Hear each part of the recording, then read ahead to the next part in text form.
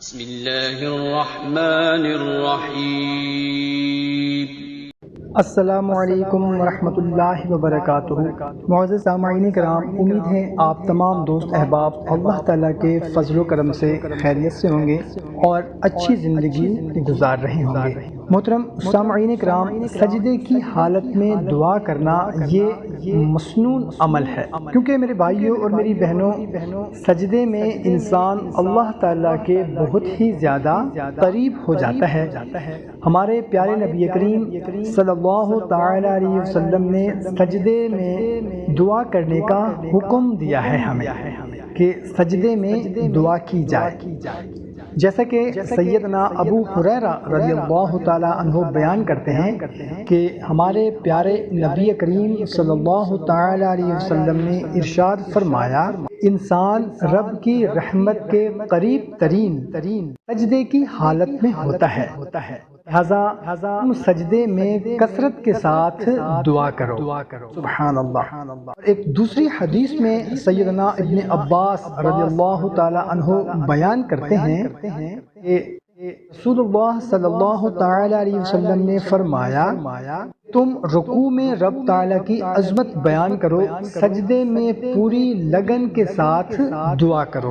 سبحان اللہ، کیونکہ سجدے میں دعا قبولیت کے زیادہ لائق ہے۔ سیدنا ابو ہریرہ رضی اللہ تعالی عنہ رسول اللہ صلی اللہ تعالی علیہ وسلم کے عمل کو بیان کرتے ہوئے فرماتے ہیں، رسول اللہ صلی اللہ تعالی علیہ وسلم سجدے میں یہ دعا پڑھا کرتے تھے، جو دعا آپ کو اسکرین پر نظر آ رہی ہے، یہ دعا پڑھا کرتے تھے، جس کا ترجمہ کچھ یوں ہے، اے اللہ، میرے چھوٹے اور بڑے گناہ، پہلے اور بعد میں کیے گئے گناہ، ظاہری اور باطنی گناہ سارے کے سارے معاف فرما دے۔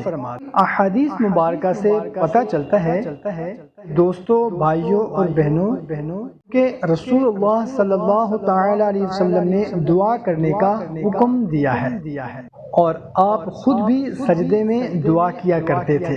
محترم سامعین کرام، ہمیں بھی چاہیے کہ سجدے کی حالت میں زیادہ سے زیادہ دعا کرنی چاہیے، اور نماز کے علاوہ بھی جب دعا کریں تو سجدے کی حالت میں جا کر دعا کیا کریں، رو کر گڑ گڑا کر دعا کیا کریں، اور خاص طور پر رات کے آخری پہر میں اٹھ کر تہجد کے نماز کے بعد سجدے کی حالت میں رو کر گڑ گڑا کر اپنے لیے، اپنے اہل خانہ کے لیے، تمام امت مسلمہ کے لیے دعا کیا کریں۔ انشاءاللہ عز و جل ہماری دعا ضرور قبول ہوگی، کبھی بھی رد نہیں ہوگی۔